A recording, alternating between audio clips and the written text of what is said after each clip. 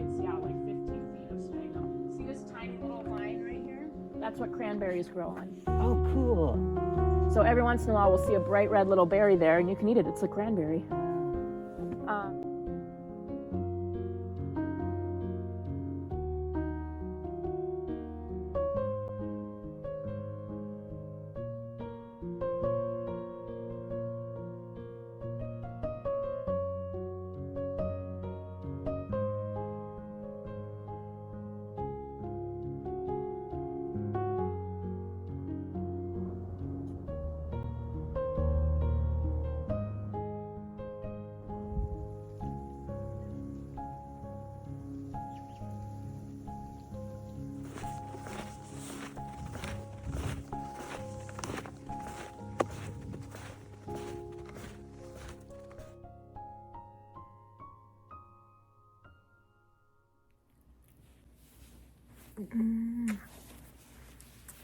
Today is Thursday, January 1st, 2026. So happy New Year. I am home from work. I've been on break since the 23rd. And I don't go back until the 5th. So it's been a nice long little rest. And I really have not been super productive, which is, excuse you. She sings exactly what I've needed. And yeah, it's just given me plenty of time just to like truly rest. And just kind of exist for a little bit. So I'm really glad that I've been able to have that opportunity, wrapping up the previous year, moving into the next year. I really didn't do much knitting, crafting this year. Like I did quite a bit of like sewing, finished a few quilts. One of them was kind of a like blue and orange and tan color scheme. That was really fun because I decided to do it in like 7-inch squares. So a pretty big square. And when I was cutting out the fabric for that, there was still tons left over because not every bit of fabric is gonna be like divisible by 7 inches to cut into 7 squares. And so I got to make a bunch of it's called a log cabin, and that I find really, really fun, very meditative. It's just kind of back and forth, and it's mindless but mindful at the same time. And you really just get to let go. You let everything be random, but there's enough intentionality where you make sure that the pieces look good together, or that they're the right size while you're doing it. Yeah, it's become my favorite type of quilt block to do, especially with fabric scraps, because it's so easy to do with fabric scraps. Right now, what I'm working on is a little vest. This comes from a free pattern, and my circular needles are all over the place here, so it's gonna be really difficult to see, but I've got, it's just this nice stripe pattern. It's for a member of the family, and I asked her like what colors she'd be interested in, and she gave me a bunch, and I said, I've got the perfect yarn for that. And what worked out really, really well is that the yarn that I had, I mostly just got the dark blue skein for it, is 100% wool, but it's a really nice wool that's soft. It's not scratchy. It's Chickadee by Quince & Co. is the yarn base, and it's not super wash. It is like fully wool, but it is within reason, probably on a cold cycle, delicate cycle, in a delicate bag. It could be machine washable, which is something that I think is really important for baby sweaters. I've said this before. I always make sure if I'm knitting a sweater for a baby that it could survive getting anything on it. What was really fun about this, though, what was so serendipitous, is that I picked the yarn for the color, and then as I was knitting with it, I realized I'm pretty sure this is Chickadee by Quince & Co. because I used to knit with a lot of Chickadee yarn because I lived in Maine, and Quince & Co. is based in Maine, and so my local yarn shop had tons of it, and there's just something so buttery is the only way to describe it. Not necessarily about the yarn, but the color. They're just really buttery colors. And with the lighting here, I'm not sure if it's super obvious. It's a very dark blue. But to me, it was unmistakable that this is a Chickadee yarn. And I looked it up. And yep, it is in fact the two different colors that I have in this vest. We're both Chickadee yarns. And I can't remember the colors, but I'll put them in the description. And what I was saying quite serendipitous about it, I usually don't keep track of my scrap yarn. It's very seldom that I'm even like, I have any awareness of like what project it used to be in, where the yarn came from. But I knew exactly what yarn this was. I was able to confirm it online because it's 100% wool. It worked out really, really great because I found out later on that this particular member of the family wants to clothe her baby in like all natural fibers, like 100% cotton, 100% wool. And like I said, it's more or less machine washable. It is very soft. It's not like a super scratchy wool that would be very uncomfortable to stick on a baby. So it was just, you know, a very much meant to be project. And I was really glad that I had saved that in my stash.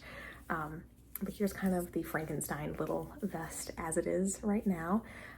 It's a free pattern on Ravelry. It's called like the owl vest, I want to say. It's got a little cable pattern on the front that makes a little owl. I just used it and added my own touches. I really love stripes. I love knitting with stripes. Anytime that I knit socks, I found that I'll try to do different patterns and I'll just end up making striped socks anyways. But it has a dark blue and then a kind of steely, very light gray, almost white, just off enough in a cool gray tone. Kind of striped all over the place. I was afraid that there wouldn't be enough white gray-ish to go around, so I do have a larger panel of the dark blue on the back. I tried different techniques to make the stripes join without kind of having it be like steps. That didn't exactly work out, but it's the back of the vest, so it doesn't matter too much. I do need to block it pretty significantly there because it is tighter, and so it puckers a little bit and all those different things. But I think it's gonna be a very decent fit. I think the only things that are like hitching my breath, that I'm like, oh no, is it gonna work out, is just the picking up the stitches for the ribbing along the collar. There's just like gapping, and with the stripes, there's bits that it's gonna be difficult to see with the lighting here, I'm sure. It just does, there's things that don't quite like line up, and I'm not the best at picking up stitches when I'm doing ribbing. But with the particular color work that I have, it's much less forgiving than otherwise. I'm not one to, like, if I'm gonna give a gift knit to someone, that I give it to them and they say, oh, it's terrible in all these different ways and here's where I made all the mistakes. I'm not gonna say that because the vast majority of the time no one is gonna notice. But I'm a little concerned that it's gonna be kind of noticeable, but hopefully it'll be noticeable in a very endearing sense. Like, yeah, this is handmade, like this is made with love, or kind of like how in Call the Midwife, the engineering knitter, I think is what her YouTube name is. She has a whole series of going through the different knits in Call the Midwife, and she points out, and even when I watch the show, I will notice this, how various men very frequently will wear like knit sweater vests, and it's always around the collar that you can see where it's, would this be considered the collar? The V neck, where it's handmade, where it's worn, where the little gaps and things, and from a filmmaking, TV show making perspective, it, you know, endears you to like a human knit this. So they either found this vintage or like hired somebody to knit it and intentionally made it look handmade and worn in and something that like this character has had for several years. But from a storytelling perspective, it tells you a lot about the character. A lot of class in the show is depicted through the clothing, because it's a historical drama, and so they use a lot of the costuming for the world building, but it's those details that are particularly very, very sweet that I like noticing. And so that's the perspective that I'm taking on this little sweater of, it's just going to be endearing, it's going to be very sweet, and it's just going to show that, yes, this is made with a lot of love and intention.